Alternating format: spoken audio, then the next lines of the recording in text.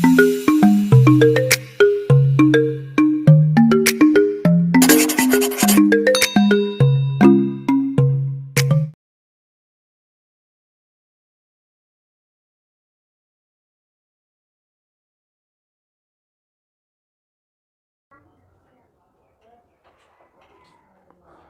dear,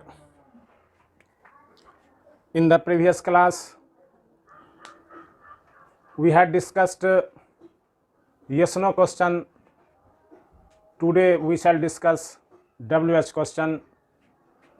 WH question means the question which starts with WH, and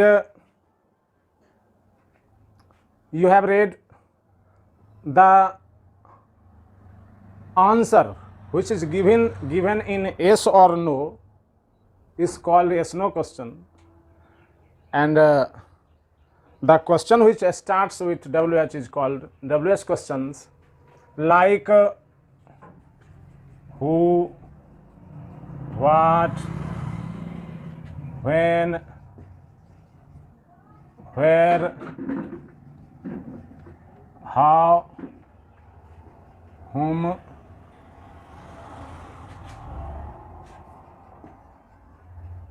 whose, etc. Tense के ठीक बाद हम लोग WH वर्ड्स के क्वेश्चन वर्ड्स का डिस्कशन करेंगे। अभी सिर्फ पहचान के लिए रूल,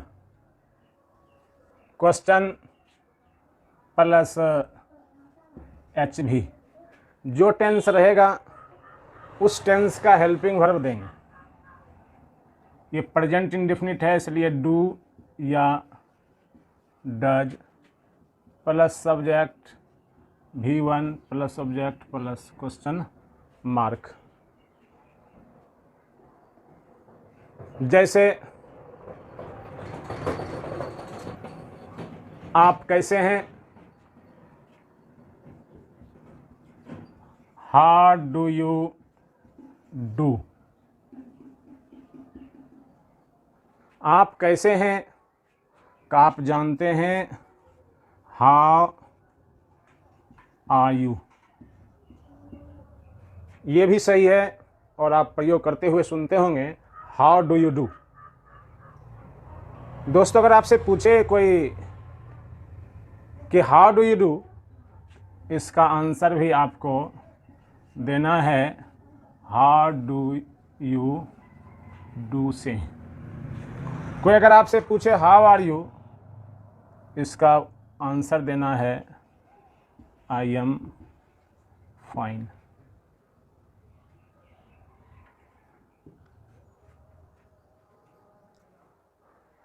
आई एम फाइन क्यों का उत्तर हम आगे देंगे। अभी आप ये जानिए कि हाउ डू यू डू का answer how do you do ही होता है। जैसे कि हम लोग कभी कभी अपने से बड़ों को जो प्रणाम हिंदी में कहते हैं प्रणाम, तो आपको उत्तर मिलता है प्रणाम प्रणाम। तो कभी सोचे कि ऐसा क्यों। तो ये भावना की चीज़ है। उसी प्रकार से इंग्लिश में भी हाउ डू यू डू का उत्तर हाउ डू यू डू ही होता है। हाउ आर यू का आंसर आप जानते हैं आई एम फाइन। अगला क्वेश्चन, आप कितने बजे जगते हैं। At what time do you get up. At what time do you get up.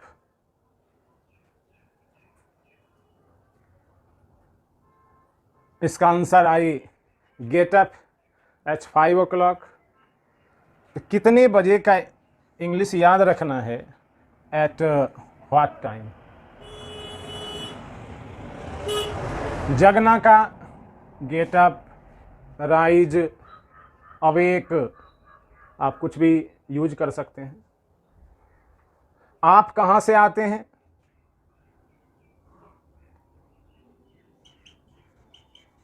Where do you come from? या from where do you come? दोनों तरह से इसको बना सकते हैं। Where do you come from? From को लास्ट में कीजिए या तो from को पहले कीजिए, ऐसा करना ही पड़ेगा क्योंकि से का इंग्लिश फ्रॉम होता है।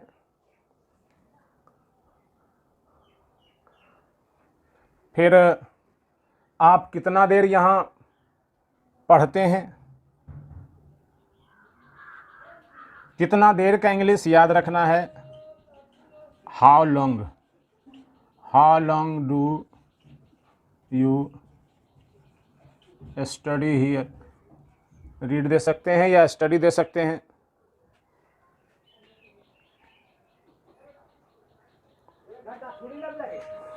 नोट कर लीजिए इसको।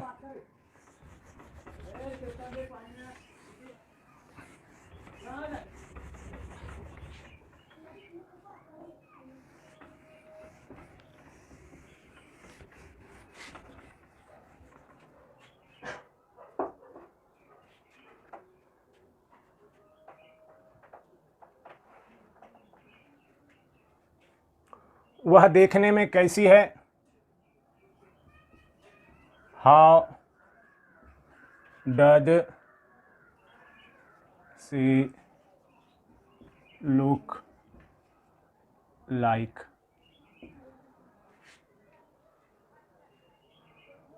इसका आंसर वह देखने में माँ के समान है।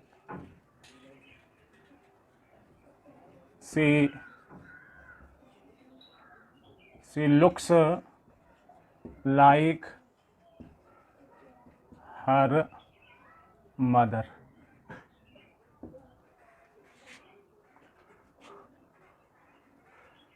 आम खाने में कैसा लगता है, how does mango test like.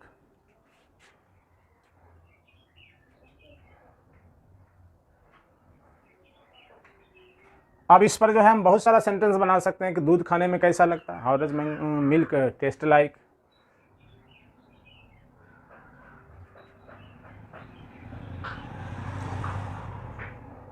आप रविवार को स्कूल क्यों नहीं जाते हैं, why do you not go to school on Sundays.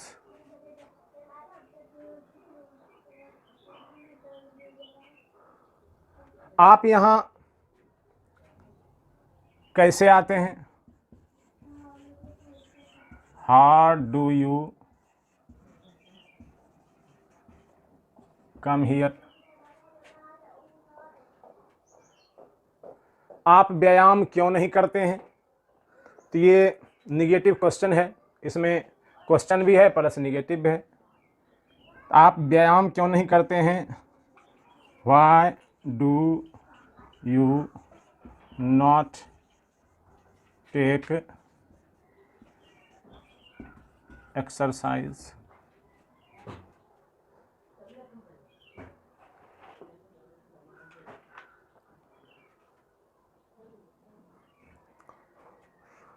तिरंगा का क्या मतलब है, व्हाट डज तिरंगा मीन। या आप स्टैंड फॉर दे सकते हैं।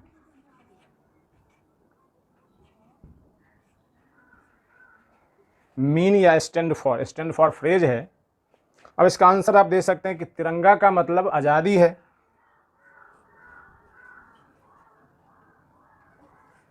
तिरंगा स्टैंड्स फॉर या मीन्स फ्रीडम।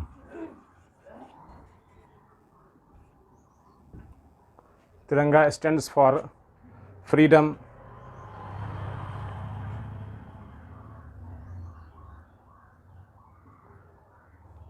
इस प्रकार से ये WH क्वेश्चन हुआ। अब हम लोग कुछ और भी सेंटेंस देखें।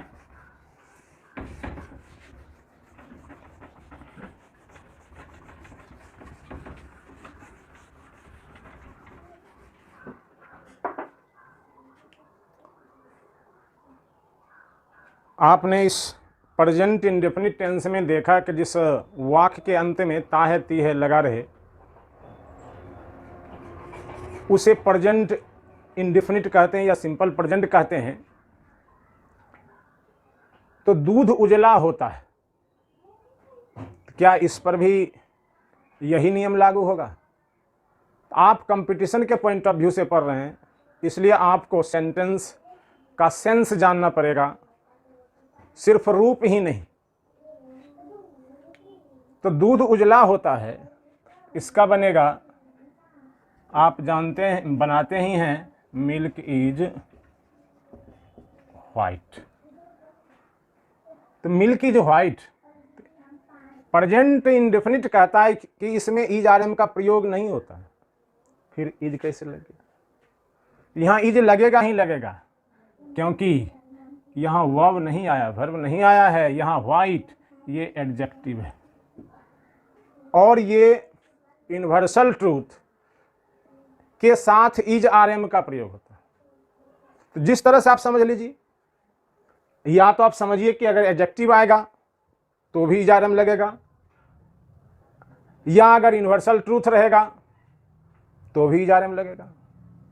जैसे कि कोयला काला होता है तो कोल इज ब्लैक, सोना पीला होता है, गोल्ड इज येलो, आदमी बेवफा होता है, मैन इज इनफाइडल। इनफाइडल भी यहां एडजेक्टिव है। आपके मन में चलता होगा कि बेवफा का तो फेथलेस भी आप यूज कर सकते हैं, लेकिन सेंटेंस के माध्यम से ही आपको यूजफुल वर्ड्स सीखते जाना है। तो मैन इज इनफाइडल। कुत्ता वफादार होता है, तो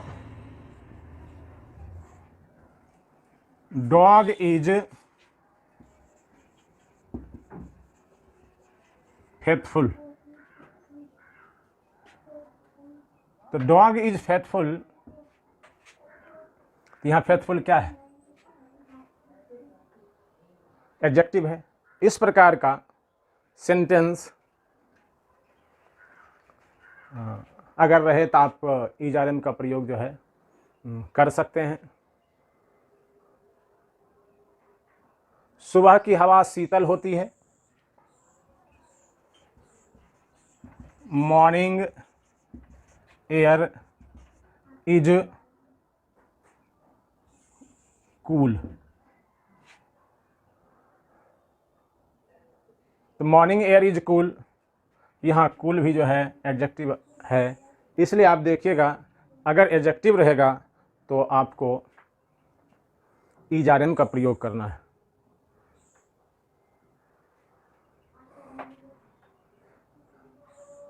अब आगे हम लोग बढ़ते हैं प्रेजेंट इम्परफेक्ट की ओर। शेष इसमें जो कुछ खास बातें हैं उसका डिस्कशन हम लोग टाइम एंड टेंस में करेंगे। वहाँ डिफरेंस बताएंगे कि टाइम और टेंस में क्या फ़र्क है, और वहाँ कुछ जो शेष बातें बच गई है इसके अंदर वो टाइम एंड टेंस का पार्ट है, आगे हम लोग वहाँ देखेंगे।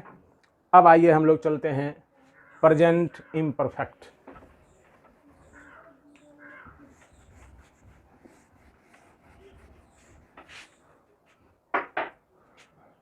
नंबर 2 प्रेजेंट इम्परफेक्ट और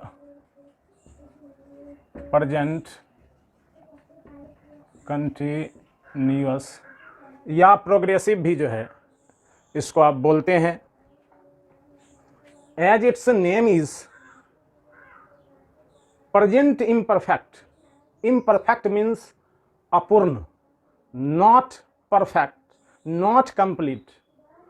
present continuous, continuous means continue, not complete. So its definition will be, in present tense, if something is going on but not complete is called present imperfect tense. The time which is passing, जैसे हम लोग tense पढ़ रहे हैं, means tense is going on.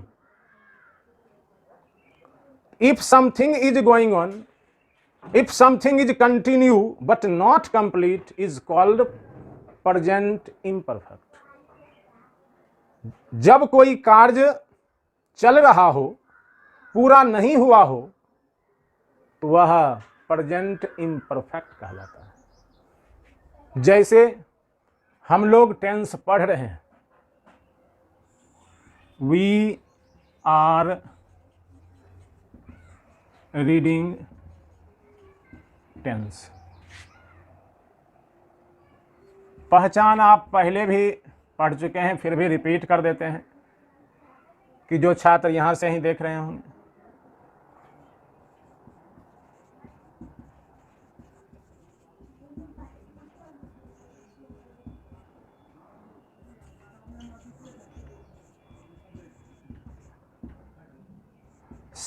रहा है, रही है, रहे हैं। रूल में सब्जेक्ट प्लस एच भी, ब्रैकेट में is are am plus V4 plus object. इतना जानते ही हैं, सिंगुलर के साथ इज, प्लूरल के साथ आर, आई के साथ एम। तो हम लोग टेंस पढ़ रहे हैं, तो इसी आधार पे आप बनाए कि हम लोग का वी हुआ, वी के साथ आर हुआ, V4 हुआ, उसके बाद ऑब्जेक्ट टेंस हुआ।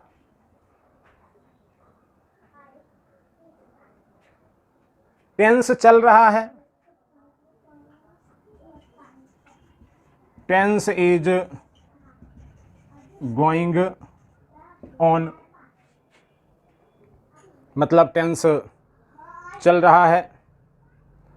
आप लोग कुछ सोच रहे हैं, you are thinking something, admission चल रहा है या एडमिशन जारी है। अगर बोलेंगे कि एडमिशन जारी है, भले इसमें रहा है, रही है, रहे हैं नहीं लगा है, फिर भी जरा सेंस से देखिए तो, यानी काम जो है जारी है, पूरा नहीं हुआ है, तो कंटिन्यूअस ही होगा। इसलिए इसका बनेगा एडमिशन इज गोइंग ऑन।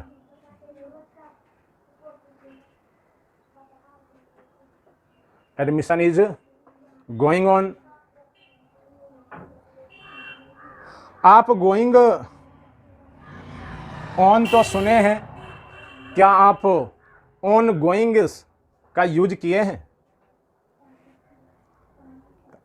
आइए आपको ऑन गोइंग का यूज करा देते हैं कि आप चल रहे क्लास में प्रवेश नहीं कर सकते हैं।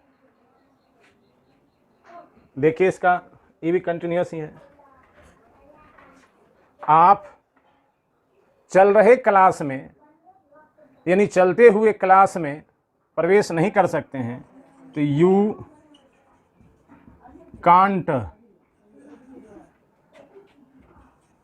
इंटर इनटू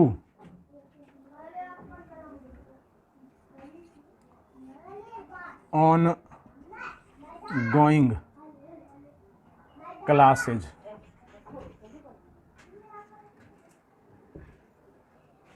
तो ongoing, you can't enter into, आप लोग जानते होंगे कि इंटर के साथ इन या इनटू नहीं लगता है, लेकिन आप देखे होंगे कि इनटू लग गया, चकित हो गए होंगे। इसलिए हम क्लियर करना चाह रहे हैं कि यहाँ इंटर का मीनिंग है शामिल करना। तो शामिल करने का जब अर्थ हो तो इनटू लगेगा, लेकिन प्रवेश करने का अर्थ हो तो इनटू प्रीपोजिशन कुछ नहीं लगेगा। जैसे the teacher entered the class, तो यहाँ शामिल होने का भाव है इसलिए इनटू लगा। कुछ कुछ जगह पर आपको लगेगा डिफरेंट, तो वहाँ आप भ्रमित नहीं होइएगा। जो भी आपको बताया जाएगा कुछ विशेष सिखाने के उद्देश्य, कन्फ्यूजन अगर हो तो आप कॉल कर सकते हैं।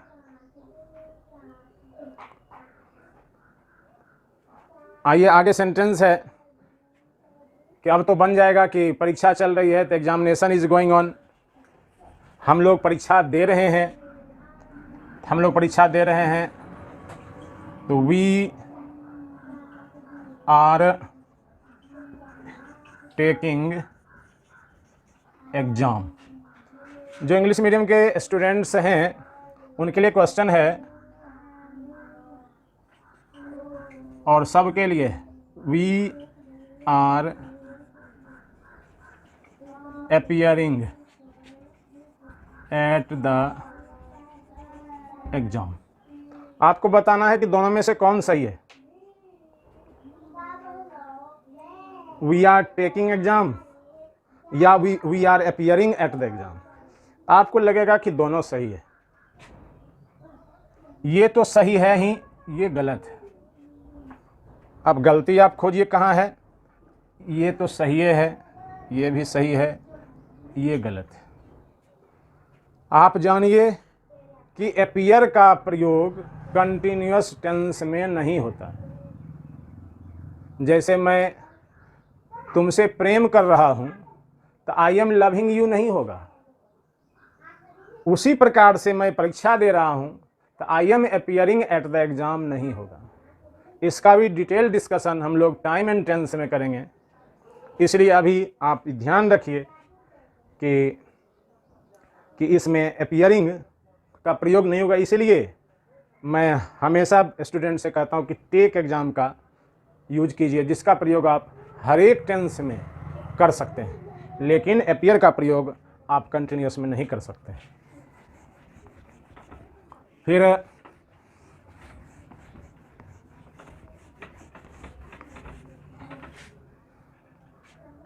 शिक्षक परीक्षा ले रहे हैं, ध्यान देना है, हम लोग परीक्षा दे रहे हैं, शिक्षक परीक्षा ले रहे हैं। The teacher is giving exam.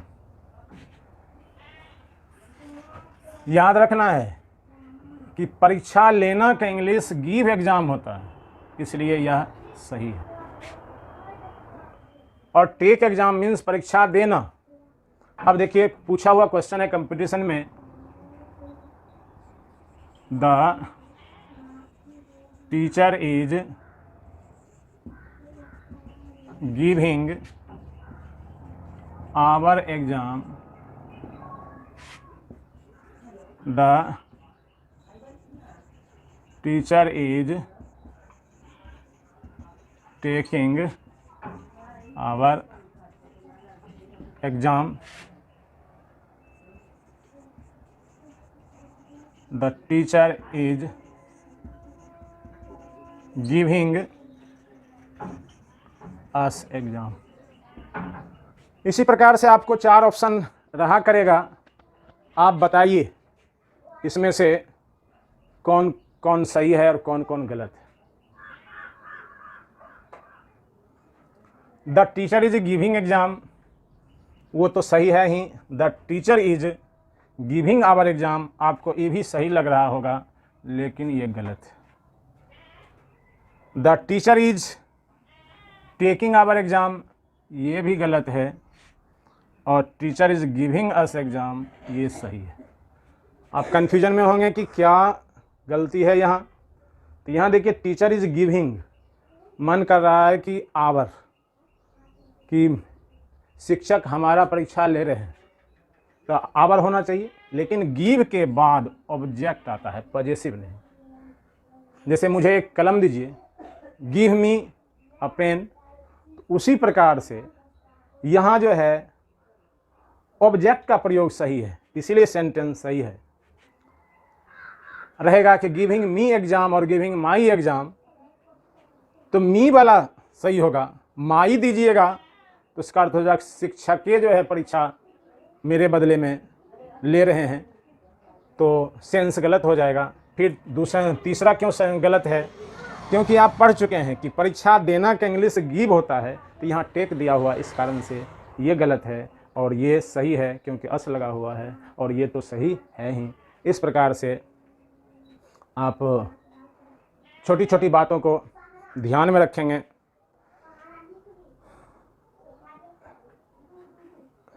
अब जैसे कि स्थिति सुधर रही है, situation is improving, situation is improving,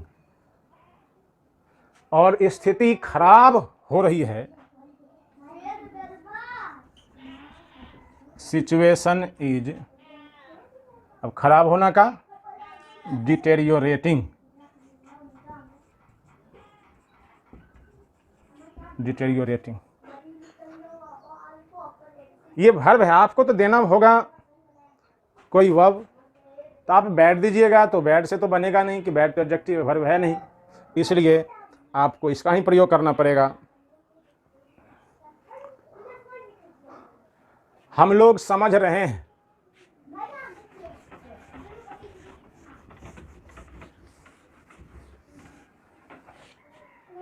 हम लोग समझ रहे हैं, तो वी आर अंडर स्टैंडिंग और वी अंडर स्टैंड। आपको लगेगा कि ये सही है, लेकिन ये गलत है, ये सही है। ये भी याद रखना है कि अंडरस्टैंड का प्रयोग कंटिन्यूअस टेंस में नहीं होता है। कभी कभी कंफ्यूजन में डाल दिया जाता है कि इसमें आईएनजी नहीं लगता है, ये कहना सही नहीं है। कंटिन्यूअस टेंस में इसका प्रयोग नहीं होता है। आईएनजी तो लगेगा, अंडरस्टैंडिंग मीन्स समझदारी, your understanding is good, ING तो लग गया। इसलिए आप ध्यान में रखिए कि इसका प्रयोग कंटिन्यूअस टेंस में नहीं होता है। ये भी डिस्कशन करेंगे हम लोग टाइम एंड टेंस में, इसलिए इसका सही होगा जब आईएनजी नहीं लगेगा। तो बात तो एक ही है, मैं समझ रहा हूँ और समझते हैं, तो इसलिए अंडरस्टैंड होगा। मैं आपको जान रहा हूँ, इसका भी होगा आई नो यू, ई नहीं कि आई एम नोइंग यू, इसलिए होगा आई नो यू। इस प्रकार से